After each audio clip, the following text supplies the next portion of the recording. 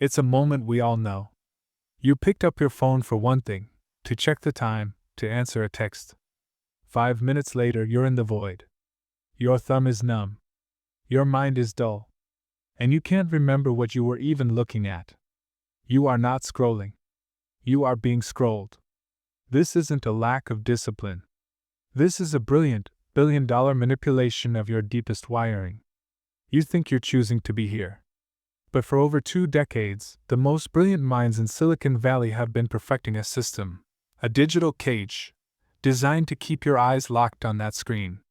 Today, we're not just looking at the symptom. We're dissecting the disease. The psychological mechanism that has hijacked our attention, corrupted our relationships, and weaponized our deepest social anxieties.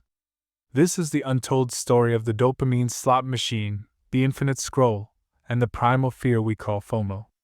Let's start with the puppet master, dopamine. This isn't the pleasure chemical, it's the seeking chemical. Its job is to motivate us to find food, shelter, and mates. Every time you get a like, a comment, or a new piece of engaging content, your brain releases a small surge of dopamine. It's not the reward itself that gets you hooked. It's the anticipation of the reward. This is the first layer of the trap, the reward-seeking loop. Now, for the evil genius of the design, variable ratio reinforcement. Back in the mid-20th century, psychologist B.F. Skinner discovered that giving a reward randomly, not every time, but intermittently, creates the most powerful, persistent habit. This is the slot machine effect. You might scroll past 10 boring posts, but the 11th is hilarious, shocking, or deeply irrelevant. That unpredictable win is far more addictive than a guaranteed one. You never know when the next dopamine hit will arrive, so your brain says, just one more scroll. I have to check. The second layer of the cage is the physical design. Think about a physical book, a newspaper, or even the old page 2 on a website. They all had a stopping cue, a natural point where you had to make a conscious decision to continue. The infinite scroll, brilliantly, insidiously, removes that cue. It's the digital version of the bottomless bowl effect. Studies show people with secretly refilling bowls eat 73% more soup without feeling any fuller. The endless feed makes our consumption boundless, our minds decisionless. We lose the awareness that we have a choice. The culmination of this design is the creation of a compulsion loop. The trigger is a moment of boredom, anxiety, or transition, waiting for coffee, a commercial break. The action is the mindless opening of the app.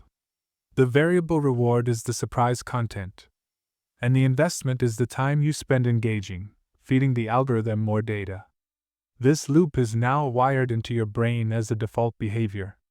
When you are left with an empty moment, your hand reaches for the phone before your conscious mind even registers the thought. The scroll is no longer a choice, it's a reflex. You are addicted to the anticipation of a life that is better than the one you're currently in. The dopamine loop keeps your thumb moving. But what keeps your mind captive? What is the fuel that makes the fire burn so hot? It is an anxiety as old as the human species, now weaponized for the digital age, the fear of missing out, FOMO. Humans are tribal animals. For our ancestors, being excluded from the tribe meant a death sentence. Belonging is survival. Our brains evolved a powerful, anxiety-driven alarm system to make sure we stayed connected. Today, the tribe is digital. Every post, every story, is a public flag planted in the ground, showing what the tribe is doing. When you see others having a seemingly amazing time without you, that ancient alarm bell rings. It's the primal fear of social exclusion, only now, it's a 24/7 global broadcast. But here is the cruel trick. The lives you are watching are not real. They are curated realities. The psychological term is social comparison theory.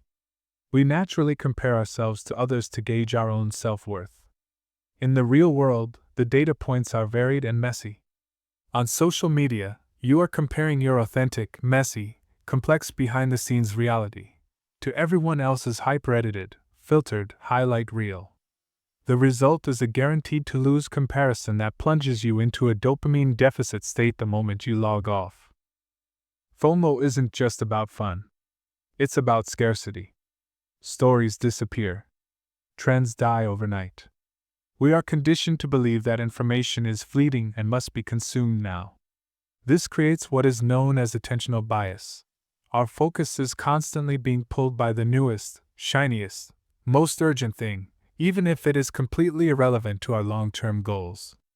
The more anxious we become about missing something, the more we scroll, which paradoxically leads us to miss out on the only life that matters, the one happening right here, right now. This brings us to the ultimate paradox. We check social media to feel connected and to avoid missing out. Yet, excessive scrolling isolates us. It replaces the deep, complex, messy, and truly dopamine-rewarding interactions of real life, the eye contact, the shared laugh, the physical presence, with shallow, digital validation. The pursuit of connection becomes the source of our isolation. The algorithm doesn't care if you're happy. It cares if you're engaged. And nothing is more engaging than fear. So, what do we do? We've identified the enemy, a brilliantly engineered system that weaponizes your neurochemistry, exploits your need for belonging, and profits from your anxiety. The solution isn't about simply having more willpower. It's about counter-engineering your environment.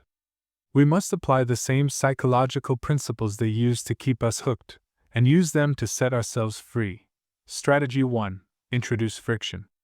The easier something is, the more often you do it. The inverse is also true. Make the scroll harder. Delete the apps from your home screen. Force yourself to type in the name. That 2-second moment of friction is enough for your prefrontal cortex to activate and ask, is this a conscious choice? Turn your phone to grayscale. They use bright, high-contrast colors to keep your reward centers firing. Drain the color, drain the draw. Use a physical time lock box for your phone during deep work or dinner. Make the addiction inconvenient. Strategy 2. Replace the default. You have trained your brain to reach for the scroll when triggered by boredom or anxiety. You must train a new response. Practice the pause. When you feel the urge, wait 5 seconds. Take 3 deep breaths. Ask yourself, what am I avoiding right now? This simple cognitive interruption is a superpower. Crucially, turn off all non-essential notifications. These are not messages.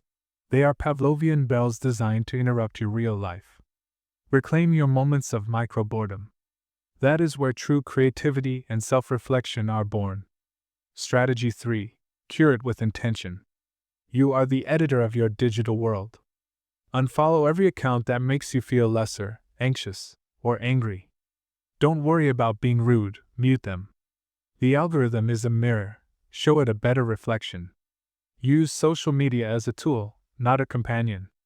Go in for a specific reason, to send a message, to look up one thing, and get out. Do not scroll aimlessly. Give your scrolling a mission. The moment the mission is complete, the app closes. The attention economy is a war for your mind, and you have been fighting on their battlefield. But understanding the rules of the game, understanding the dopamine loops, the variable reward, and the power of FOMO, is the first, essential act of rebellion. You are not weak, you are up against a machine. Reclaiming your attention is the most powerful act of self-care in the 21st century. Your attention is your life. Where you place it is who you become. Don't just break the scroll. Choose your focus. Choose your life.